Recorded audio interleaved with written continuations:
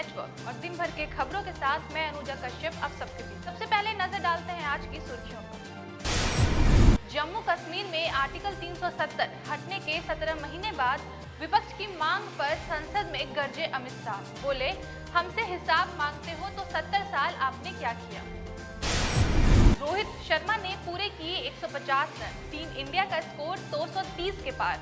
देवघर में क्या इस बार निकलेगी शिव बारात।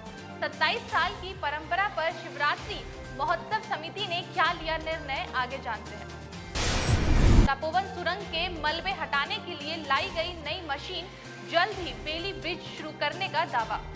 सीएम हेमंत सोरेन ने शहादत दिवस पर वीर बुधु भगत को दी श्रद्धांजलि। बोले, समृद्ध झारखंड के सपने ऐसे होंगे साकार। आइए अब जानते हैं इन खबरों को विस्तार में।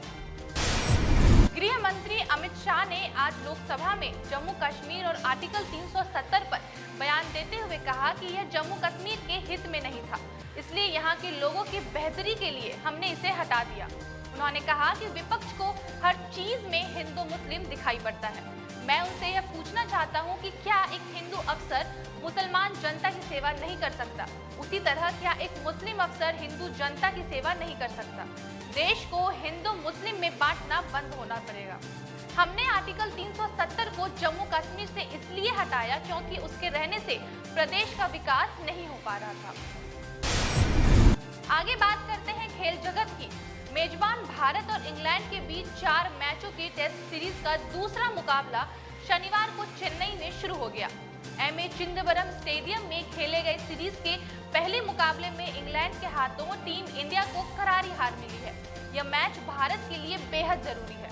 अगर वह हारता है तो उसकी टेस्ट वर्ल्ड चैंपियनशिप के फाइनल में पहुंचने की उम्मीद खत्म हो जाएगी।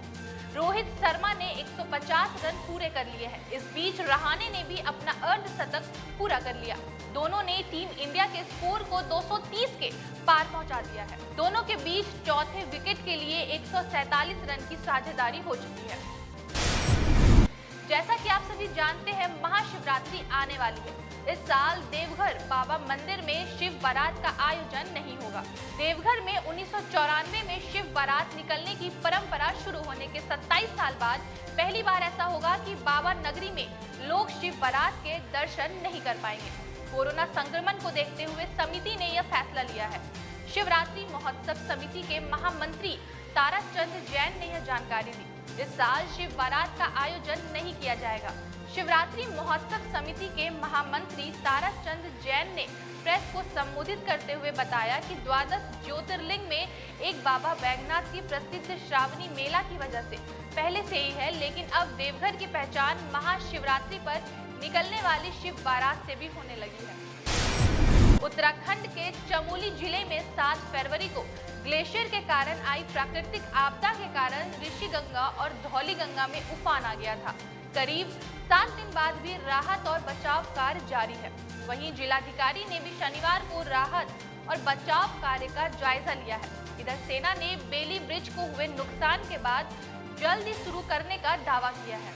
जानकारी के मुताबिक उत्तराखंड के चमोली जिले के जोशीमठ में तपोवन सुरंग के लिए नई मशीन लाई गई है। इस मशीन के जरिए आगे की ड्रिलिंग की जाएगी।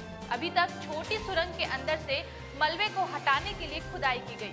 अब बड़ी सुरंग के लिए काम शुरू किया जा रहा है। झारखंड के मुख्यमंत्री हेमंत सोरेन ने कहा कि देश की आजादी में अमर शहीद वीर बुधु भगत का योगदान अतुलनीय है। हम सभी झारखंड वासियों को उन पर गर्व है। वीर बुधु भगत की शहादत हमें उनके आदर्शों एवं अपनी माटी के प्रति सच्ची निष्ठा निभाने के लिए प्रेरित करता है। हम उनके दिखाए रास्ते और आदर्श पर चलकर ही खुशहाल और समृद्ध झारखंड की परिकल्पना को पूरा कर सकेंगे।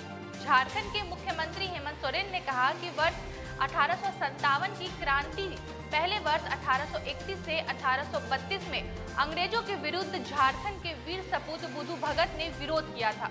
वह अंग्रेजों के खिलाफ आवाज बने। शहीद वीर बुधु भगत ने लोगों को आजादी की लड़ाई के लिए हौसला देने का काम किया। शहीद वीर बुधु भगत के आदर्श सदैव युवाओं को प्रेरणा देते हैं। आज की खबरों में बस इतना ही। जल्द मिलेंगे कुछ खास और अहम खबरों को लेकर के। तब तक के लिए आप बने रहें जेके न्यूज़ नेटवर्क के साथ। धन्यवाद।